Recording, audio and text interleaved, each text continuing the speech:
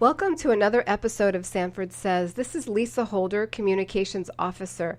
Today we have a very special guest with us, Sonia Fonseca. Sonia is the Economic Development Project Manager for the City of Sanford and also the Executive Director for the Community Redevelopment Agency for the City of Sanford. Sonia is going to be talking to us today about explaining in detail the new Economic or Tourism Development Incentive Tax Rebate. The City of Sanford just recently put out a press release announcing this good news, and Sonia is here to share some details about the project and about the rebate and what it exactly means. Hi, Sonia. Hi there. Thank you for inviting me. It's a pleasure to be here, and I'm very excited about this new incentive. All right, so what is the what's this buzz all about with this new incentive? Well, the incentive is an excellent tool because we've actually lost a few prospects because all of our incentives right now are geared towards very large companies that meet certain criteria that are established at the state level.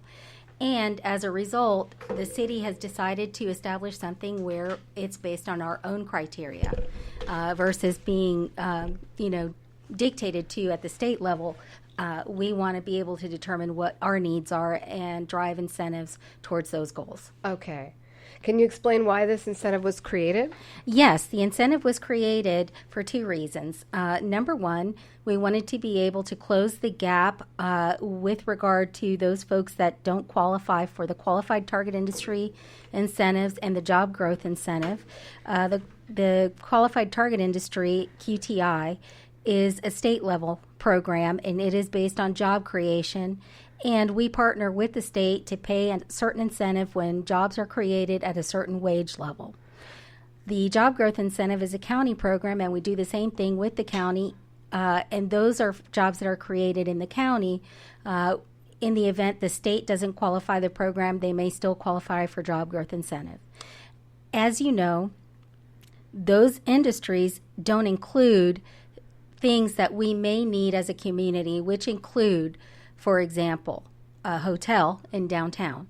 They include, as a catalyst, for example, getting the Wells Fargo building back in service because it's been vacant for years. Mm-hmm. Maybe even getting the CVS building at the gateway to the city occupied.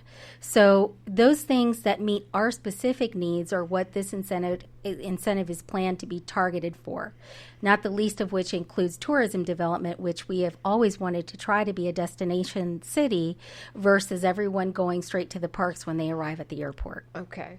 And so how does it work? How it works is very simple. We have an existing tax rebate. That tax rebate outlines the criteria for review.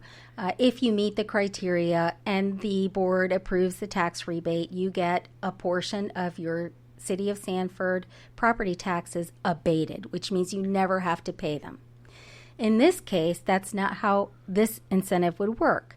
In this case, if the board deems that your project makes a positive economic impact on the community, that is determined via an in-plan model. We do not do that arbitrarily. There are certain numbers that have to be the result of an analysis. So if your project is deemed to qualify at that level and all of the eligibility requirements are met similar to the existing tax abatement, then what happens is you get a portion of your Sanford taxes rebated. That doesn't mean abated. It means rebated. The money comes to us first. It is the taxpayer that provides the funds, and we are simply giving a portion of it back to assist with cash flow as the business begins to grow. Okay. I would assume that the city has vetted all of the details of this, that they wouldn't be providing a product that is not going to be successful when it comes to our community and businesses. Well, this is the only one of its kind in the state. We are trying to be competitive because I will say that there are some misconceptions about the demand to come to Sanford. Although Sanford is an excellent place to invest and we have a lot going on, we are competing with many, many other cities. Some of them, the land is cheaper. Some of them have incentives that we don't have.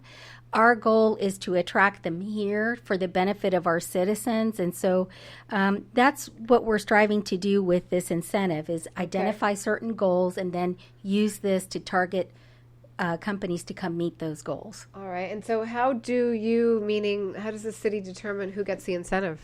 Well, of course, the analysis is done. First, you apply for it. The criteria is outlined in the ordinance. It's ordinance number 2019-4526. And all of the eligibility requirements are listed on page 12. And the board gets to see not just the analysis that staff will provide, but also the answer to all of the eligibility criteria that's outlined in the ordinance. All right. That being said, once you meet that eligibility criteria, that goes to the board, and the board is going to use the Economic Development Strategic Plan to determine if this project meets the goals of the adopted plan. So let's say, for example, just an example, we have targeted Wells Fargo as a building that we need to put in service for the benefit of downtown. That being said, if someone proposes a project and that project is to make the building all A class office space, and they invest the minimum investment required is $3 million.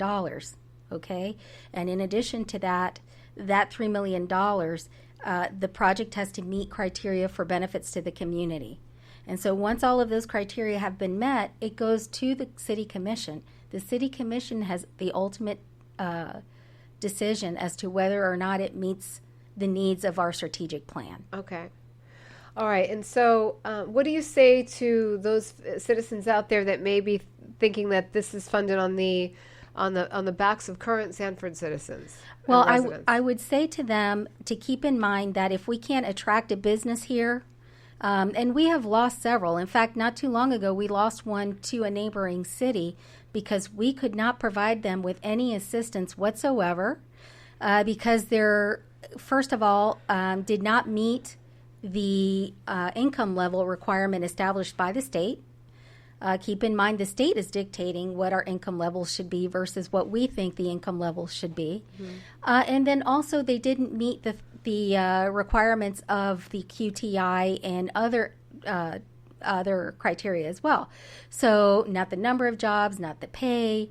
That program doesn't require any capital investment. So those projects don't necessarily have to generate any tax revenue. Think about that. We're contributing to an incentive that doesn't have to necessarily increase tax revenue. This is the opposite. This one you must invest and tax revenue must increase, and you're not getting anybody else's tax dollars. You're getting a portion of what you've already paid. All right. So, okay. Thank you for clarifying that. So where does the money come from, you said? It comes from tax dollars that very new project is paying into the till.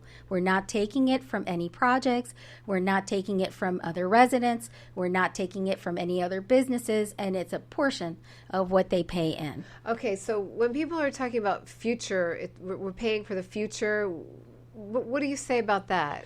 Well, I would want them to understand that without this business being here, there'd be zero income.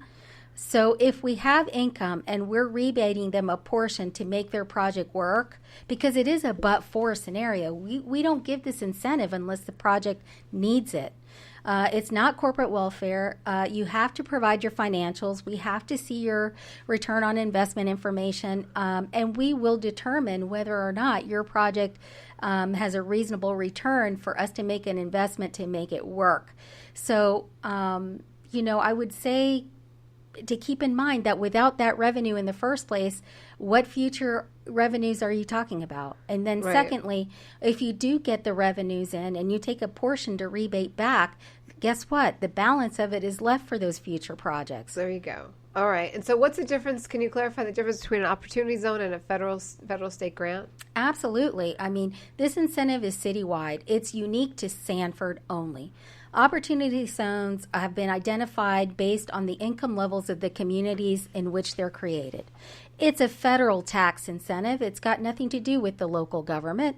It is not any money that comes from local property taxes. So it's an income tax, and it's a federal program. So those opportunity zones are created in such a way that people can reinvest their capital gains and have a tax benefit if they do so in these zones. Okay. They are not, Sanford has 9 pockets of poverty. We have 3 opportunity zones. And if those alone were enough to attract investors, guess what? We'd have had them lining up a long time ago, but they're not. Yeah. All right. Federal funds are a different type of grant. Those are typically reserved, again, the block grants, home grants. Those grants are typically in targeted areas, and they must comply with the plan that the city has in place for those purposes. It could be infrastructure, it could be affordable housing. Sanford happens to be a recipient of block grant money. Right. And that plan is in place, and anybody who would like to know what those funds can be used for can reference the plan. But those are not dollars that have anything to do with a corporate level incentive. Okay. All right. So what do you say to businesses that perhaps didn't get a chance to take advantage of this in the past? And is this retroactive? Well, I would say I'm sorry that it wasn't in place at the time that they did their projects, because it would have been wonderful to be able to evaluate their impact to the community. But again, it's a but-for scenario, so it sounds like anyone who already did their project probably didn't need the incentive. And so essentially, they probably would not have been a recipient in the first place. But I will say also that it is in place now, and I hope that it incents people to grow beyond the boundaries that they have now. And if we can give it a little nudge to make it happen so that we can not just have more tax revenue, but have more jobs and have more amenities for our citizens, that's what we're hoping to achieve. And that's a great goal to have. Yes. I think we all would like that, right? Yes, and I'm very sorry it's not retroactive. None of our grants are. But again, please, if you know someone who's struggling to make it project pencil out and they're making that $3 million investment, then have them reach out to us. Let us see if we can help them make it happen. Sonia, you're a wealth of knowledge. Is there anything else that you want to share with our listeners about the Economic Tourism Development Incentive Tax Rebate? I would just simply caution folks to make sure that if you want information about this program, give it an opportunity before you make up your mind as to whether or not you think it's beneficial, because we do have a lot of details behind it, and it is meant to be strategic. It's not meant to be a blanketed incentive available for all. It's meant to be strategic till we meet certain goals of our economic development strategic plan.